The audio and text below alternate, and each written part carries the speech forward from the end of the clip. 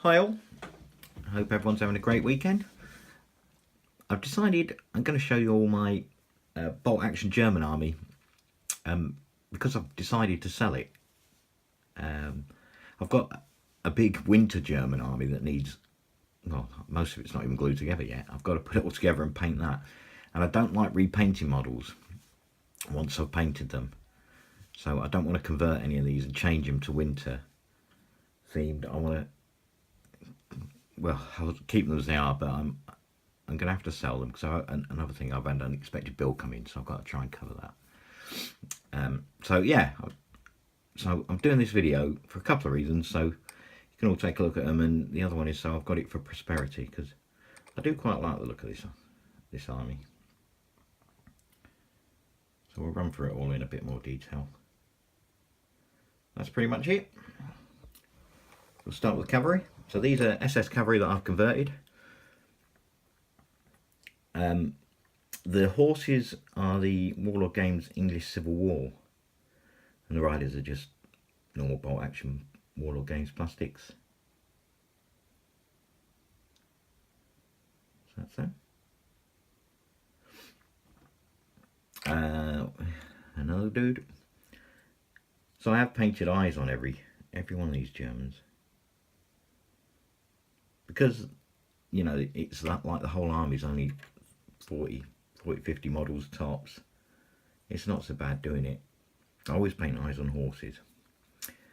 But when you're doing it like a Napoleonic army, there's, you know, you're talking 200-300 models. So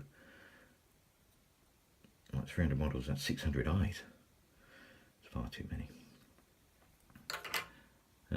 So yeah, I just converted these. It's quite easy to do, to be honest. You can buy metal ones, but I think at the time when I did these, the metal ones weren't out. I painted these a few years ago now, when bolt action first came out. I've got 3 bolt action armies, so I've got Germans, Japanese, and, well, I had Germans. I won't do after tomorrow when I put them anyway. Japanese and British. And the British ones are probably the ones I'm most proud of, painting wise. So I'll dig them out at some point so you can see them.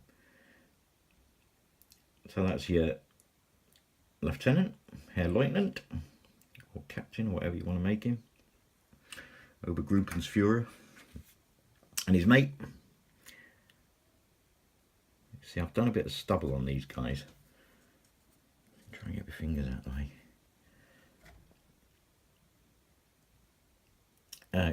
Just so they look like they've been in the field for a while.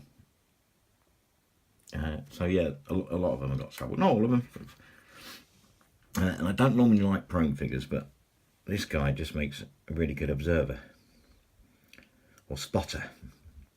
Because I've got a mortar, but it's not painted. So I could quite easily paint that up as winter themed when I get around to painting it. I'll just have to do another spotter for it. I've got loads of these prone guys lying around. So I'll run through the vehicles. So I've got my armoured car. And this is either a 222 or a 221, can't remember. Machine gun, and I think it's a light anti-tank, not 100% certain. I've not used it that often in games, to be honest. But I just felt like it's a resin one, this one. Don't do a plastic one, I don't think. So that's that. Now I've got a Puma, because you've got to have a Puma. This is probably the vehicle, when I was playing Germans, I used the most. So the turret comes off. And with all my vehicles, I weigh them down. I put filler and some washers, just so they've got some weight to them. I do hate the feeling of just a pure plastic model. They just don't feel like anything. So I always weight my vehicles down.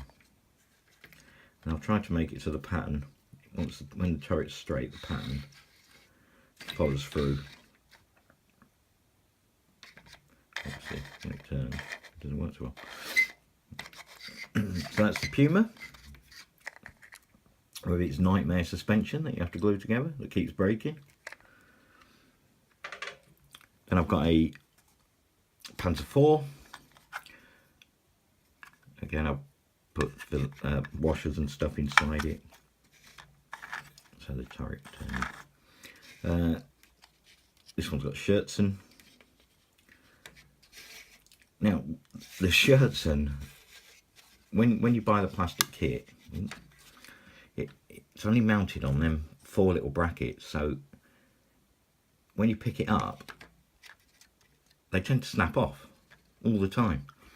So I've put a little bit of sprue there and a little bit of sprue there on both sides.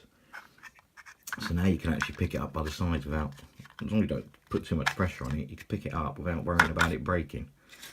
So anyone that's got one, that's a nice little tip, put them little bits of sprue in and it will stop your Schertzen breaking every time you touch your tank.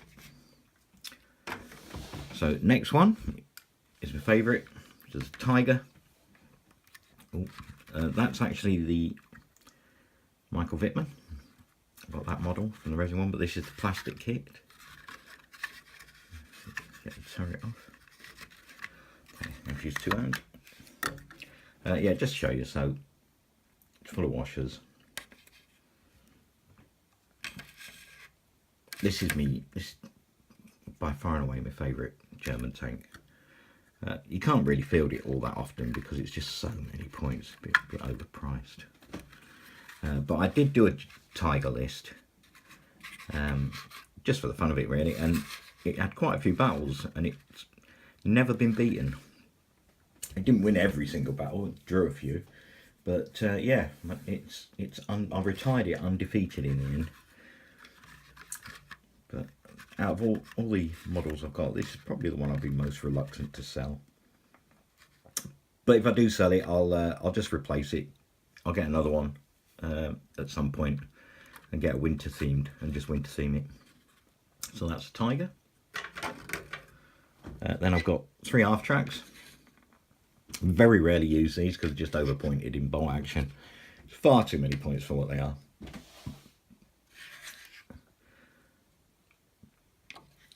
Again, I've just kept with the same theme, so the same colour theme as everybody else.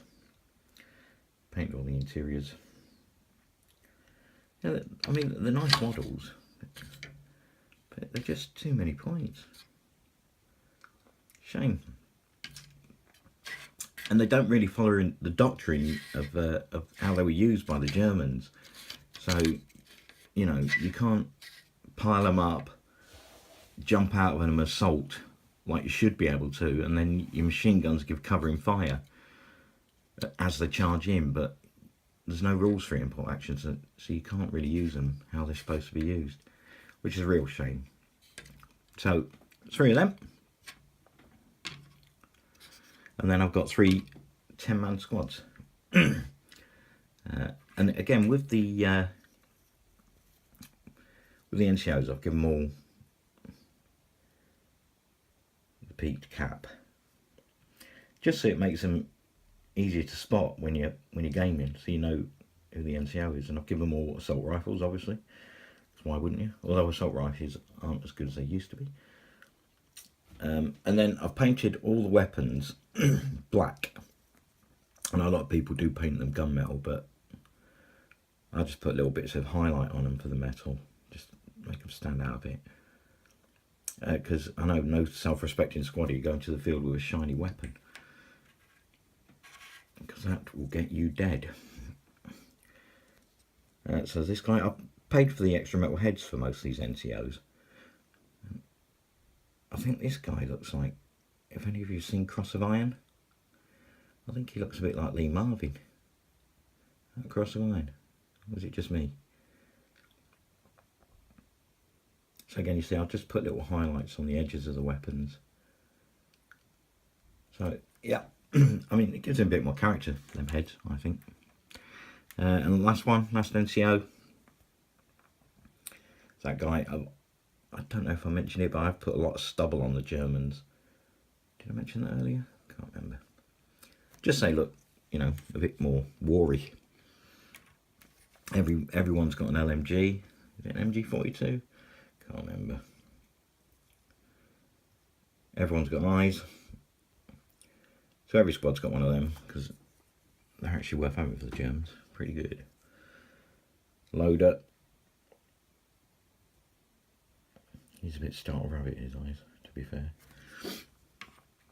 And then Panzerfaust, because you've got to have Panzerfaust, haven't you? Oops. Hope if you could see it, I suppose. So that's all then. So that's my bolt action German army, which is a bit reluctant to sell, but hey ho, needs must and all that. Just before I go, I did mention in my Napoleonic video that the Warlord Metal commands are a little bit smaller, so that's how I've come across that problem. I've just put a little tiny bit of plastic there. As you can see, they're pretty much the same height now. It's only the command for some reason. The normal guys seem to be okay, which I'll show you when I get that unit there all based up, and I'll do a very quick reveal video of that. You'll see that the Perry's metals blended. There's only a couple in the unit, but they blend in quite well apart from the command, which is too small.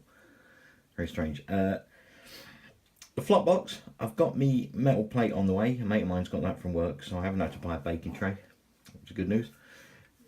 So as soon as he gives me that, Sunday night at the club, I think I'll be getting that, which I'll probably take my Germans, give them one last outing before they get sold. And so we give me that. So hopefully next week I'll be able to do a little demonstration of how that works and exactly what you need to get and how much it will end up costing you. But for me, I mean, I use thousands of tufts, so I know it's going to save me money in the long run. Anyway, that's enough of me waffling on. It's going on a bit now, 12 minutes. So thank you all for watching. Enjoy the hobby. Thanks for the likes and everything. Really do appreciate it. Thanks for subscribing to me. Enjoying everyone else's videos. Keep them coming. Have a great day. Speak to you all soon.